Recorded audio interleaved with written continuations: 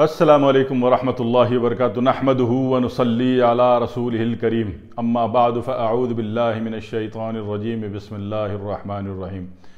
हमारे बहुत सारे अहबाब और जिन अहबाब ने सोराइसिस और एक्जिमा के ऊपर इरशाद फरमाया, तो समझ लीजिए सोराइसिस और एक्जिमे में बहुत थोड़ा सा फ़र्क है। ठीक है, एक्जिमा जो है अगर उसको खुरचें तो डायरेक्ट खून देता है, सोराइसिस को खुरचें तो पहले पानी देता है और ज़्यादा खुरच दे मज़े लेने के चक्कर में तो खून भी दे देता है। दूसरी बात यह कि एक्जिमा पे पपड़ी होती है, काला रंग होता है। सोराइसिस पे मछली के छिलके होते हैं और पिंक कलर का या वाइट कलर का या कभी कभी रेडिश शेप में आपको नज़र आता है। सफ़ेद बादल तो होते हैं लाजमी तौर पर। अब इन दोनों हालात में परहेज़ जो है वो दोनों का एक जैसा है। इलाज आप जो भी करा लीजिए, जिससे भी करा लीजिए, परहेज़ एक जैसा है। परहेज़ में सबसे पहले तो एक बात फिट कर लें कि आपके जो कपड़े हैं वो कॉटन के ही हों, पूरे के पूरे ओवरऑल। दूसरी बात है कि जितनी चीज़ें बूस्टिंग पैदा करती हैं वो चीज़ें आपको टोटल बंद करनी पड़ती हैं। उसमें आपकी चने की दाल, मसूर की दाल, बड़ा गोश्त, तेज़ मिर्च मसाला, कौरमा, बिरयानी हल्के मसाले की है और पुलाव टाइप है तो ठीक है। जो आजकल नया शोशा चला है बिरयानी का, ये तो अच्छा नहीं है। जो नए शोशे की बिरयानी चल रही है इसमें रंग डाला जाता है और जो रंग है ये बदतरीन सनती केमिकल है जिसको खाने का जर्दे का रंग कहते हैं। ये जर्दे का रंग कोई खौरदनी चीज़ है ही नहीं, सिरे से गलत है, फूड ग्रेड है, फलाना डिमागा, सब बेकार बातें सारी, बेवकूफ़ बनाने वाली। आप देखो ना, जब तक ये फूड ग्रेड कलर वाली बिरयानियाँ नहीं थी, आप पुलाव खाया करते थे, कोई किसी को डायलिसिस नहीं हो रहा था। गौर कर लीजिएगा मेरी बात पे।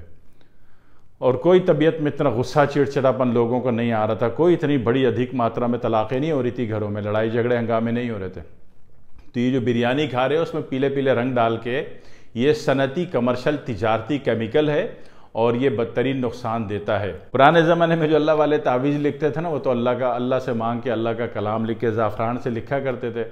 तो उसमें जो बंदा गुद्दी या आसाबी मरीज़ होता था वो सही हो जाता था, क्योंकि ज़ाफ़रान उज़लाती है। ठीक है, तो जो गुद्दी मरीज़ होता था वो भी सही हो जाता था, और जो आसाबी मरीज़ होता था वो तो बहुत ही अच्छा सही हो जाता था। लेकिन आजकल एक नया शोशा चला कि जनाब वाली ज़ाफ़रान चूँकि बहुत महंगा है तो लिहाजा जर्दे के रंग से तावीज़ लिख दिया जाए। तो जर्दे के रंग एक सनती केमिकल है, आप देख लो कि इससे कोई फ़ायदा नहीं हो रहा, नुकसान हो रहा है। तो नुकसान होने के साथ साथ तो मैं ये कह रहा था, जहाँ तेज़ मिर्च मसाले आपने बंद करने हैं वहाँ ये रंग बिरंगी बिरयानी भी बंद कर दें और उसके बदले पुलाव पका के खा लें जिसमें कोई रंग नहीं डलता। ये खाने का रंग बदतरीन जनाब वाली ना सिर्फ नुकसानदेह है, ना सिर्फ आपके यूरिनरी सेक्शन को तबाह करता है, बल्कि आपके गुर्दों को भी बर्बाद करता है और उसके साथ साथ आपके खून को भी डैमेज करता है, दिल की रफ्तार को भी स्लो करता है और सबसे बड़ी बात, स्किन इसको बर्दाश्त नहीं करती। आपकी जो खाल है वो सनती केमिकल को, किसी भी साम्राज्य केमिकल को बर्दाश्त नहीं करती और उसमें जो कैफियत आ रही है वो सोराइसिस और एक्जिमे की है। जनाब अली, ये सारी की सारी चीज़ें अगर आप बंद करने को तैयार हों तो दवा इलाज इसकी किसी में भी नहीं होती पूरी दुनिया में।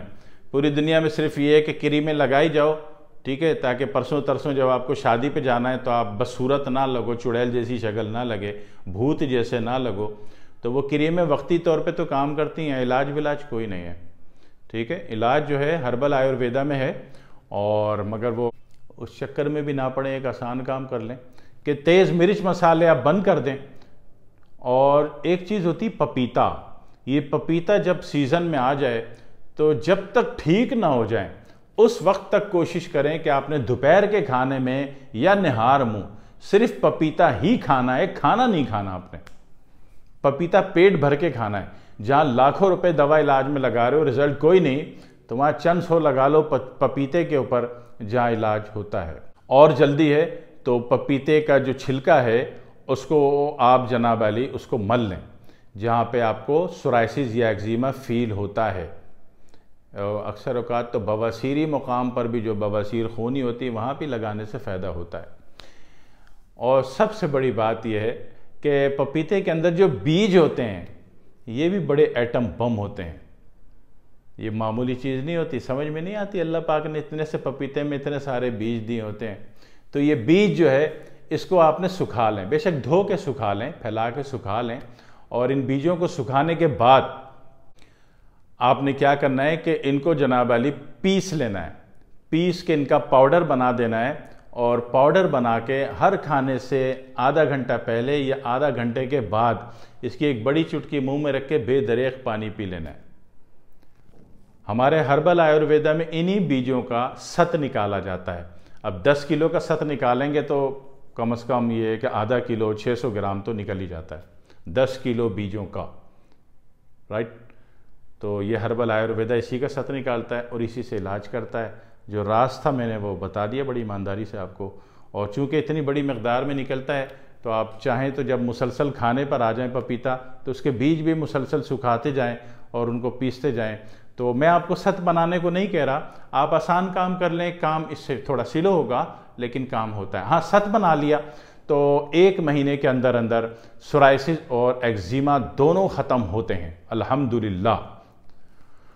मगर परहेज़ जो है ना वो फिर भी कुछ अरसे तक कायम रहेगा, ठीक है। तेज़ मिर्च मसाला बंद, समोसे पकोड़े तली छनी चीज़ें बंद, निहारी कोरमा बंद, पुलाव खा सकते हैं, बिरयानी बिल्कुल बंद, नमक भी कम रखिएगा थोड़ा सा। ये बढ़ी हुई तहरीक है। खून जो है अपनी औकात से ज़्यादा, फिलो से ज़्यादा जनाब वाली ओवर बैकिंग कर रहा है।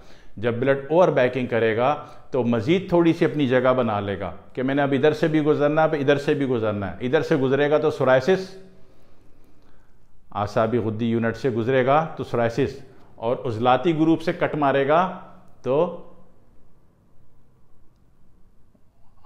इधर राइट से गुजरा तो सोराइसिस, और इधर से गुजरा तो जनाब अली आपको क्या हो गया, लेफ्ट साइड से गुजरा तो एक्जिमा हो गया, ठीक है जी।